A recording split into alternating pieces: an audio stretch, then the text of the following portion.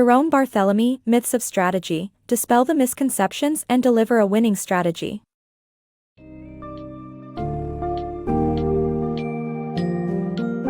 In Myths of Strategy, Dispel the Misconceptions and Deliver a Winning Strategy, Jerome Barthelemy challenges conventional wisdom and exposes some of the most pervasive myths in corporate strategy.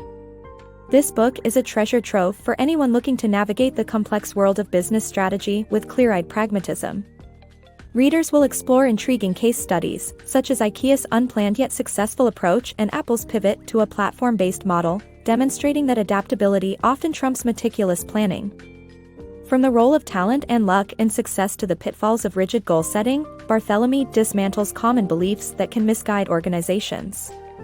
He also scrutinizes the validity of competing against rivals on price or quality, urging businesses to find their own unique path. If you're curious about what truly propels growth and sustains success, this summary cuts through the noise and imparts essential insights on strategic flexibility and innovation.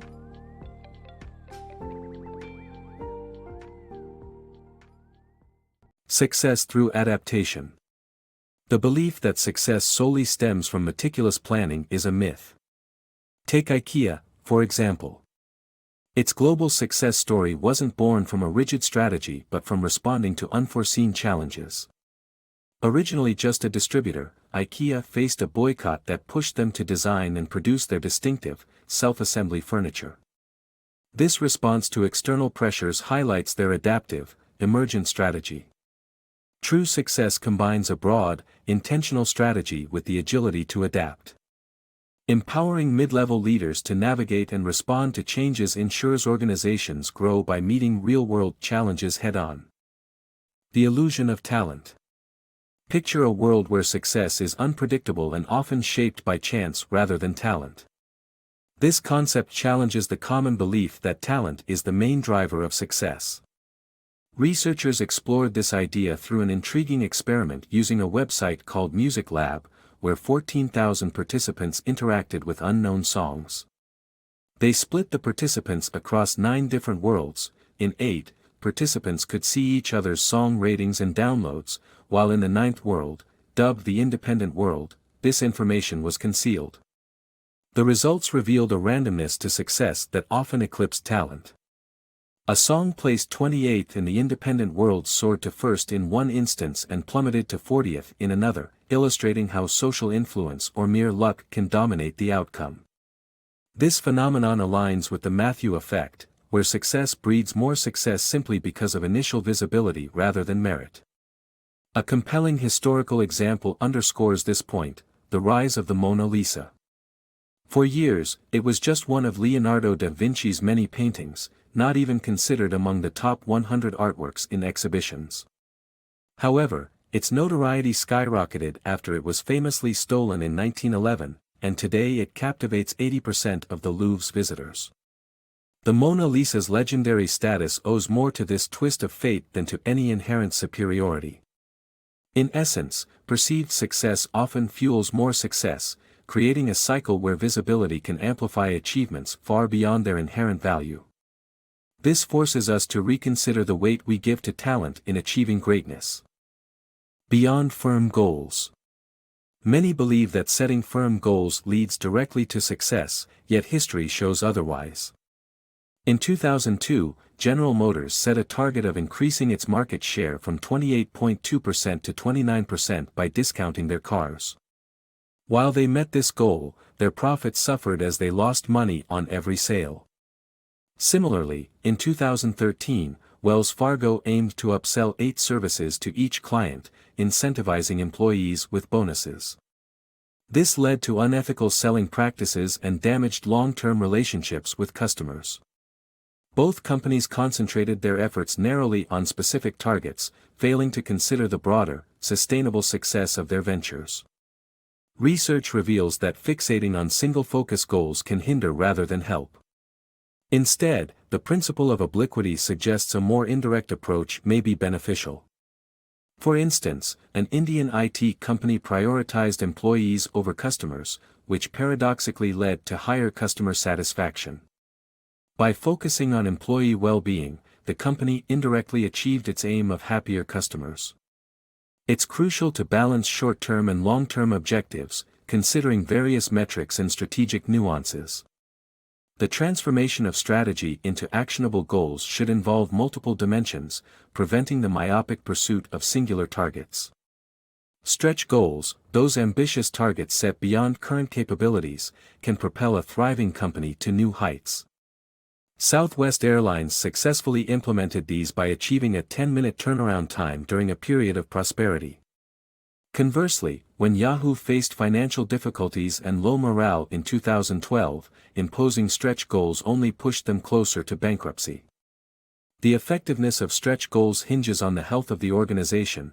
They are most advantageous when a company is already on a solid footing. In summary, a nuanced approach to goal setting avoids the pitfalls of rigid targets. By considering the long term and adopting strategic flexibility, companies can foster sustainable growth and success. Rethink competitive strategy. Forget the idea that success hinges on outshining competitors with either lower prices or superior quality. This approach, laced with risky pitfalls, often fails to consider that thriving sectors are rife with fierce competition. Entering such a market without a clear advantage is akin to climbing a steep hill without proper gear. Moreover, quality versus price strategies are fraught with danger as consumer preferences can shift unpredictably. During tight economic times, even the allure of quality doesn't stand against cheaper alternatives, and conversely, when buyers crave upgrades, bargain options lose their appeal.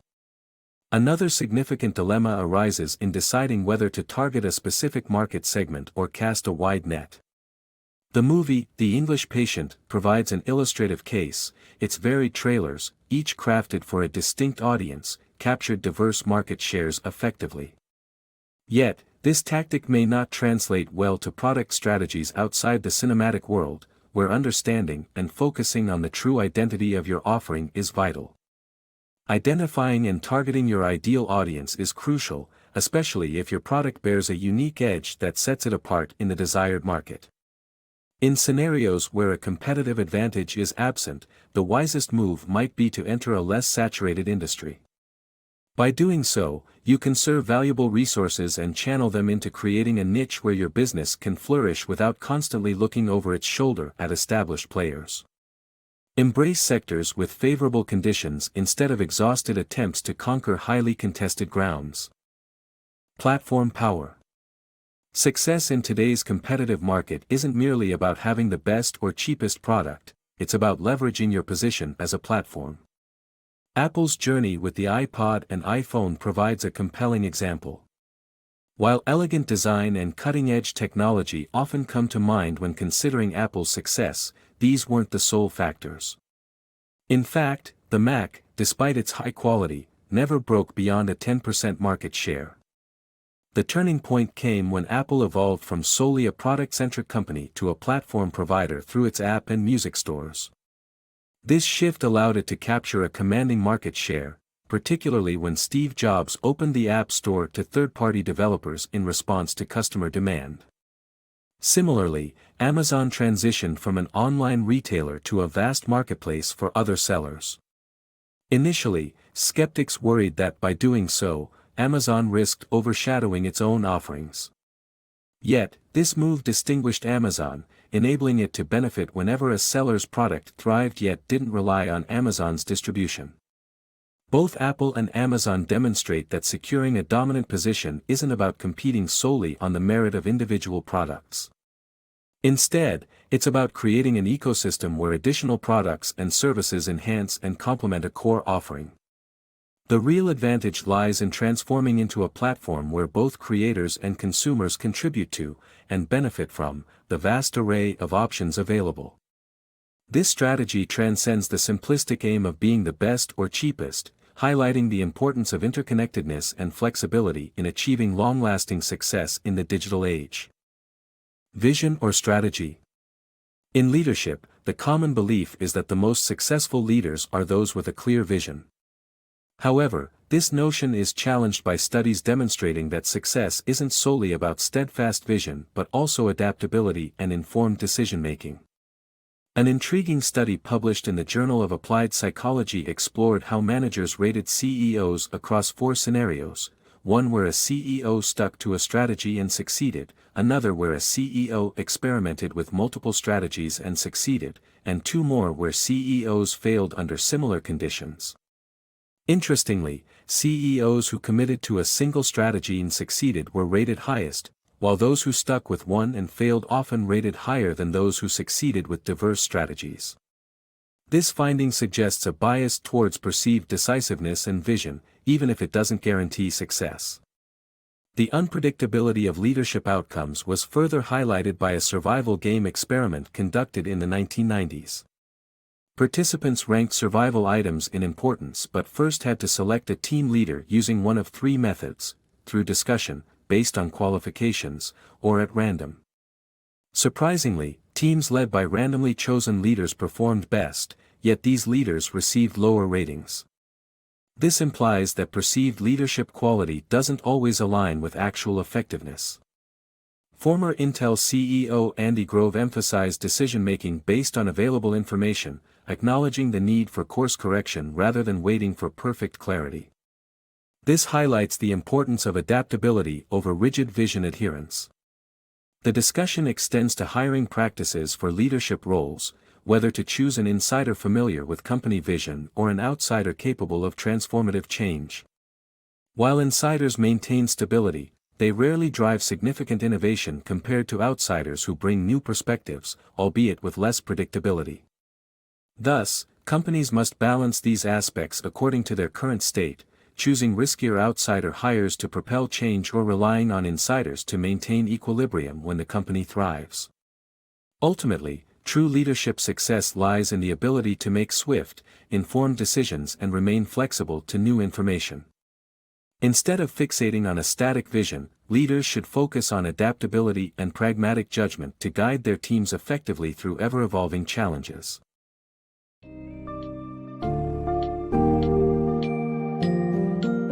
In conclusion, Myths of Strategy serves as a compelling reminder that the best strategies are often not born from rigid frameworks, but rather emerge from flexibility and keen responsiveness to external shifts.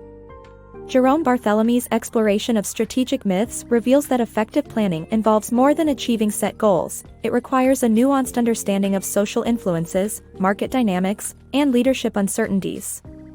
The journey of companies like IKEA and Amazon illustrate that sometimes success is about evolving with circumstance and leveraging unforeseen opportunities. Whether in top leadership or team dynamics, this book underscores the importance of embracing uncertainty and being prepared to iterate on strategies. Ultimately, those who acknowledge these insights can better navigate the complexities of today's competitive landscapes, ensuring not just survival but sustained triumph.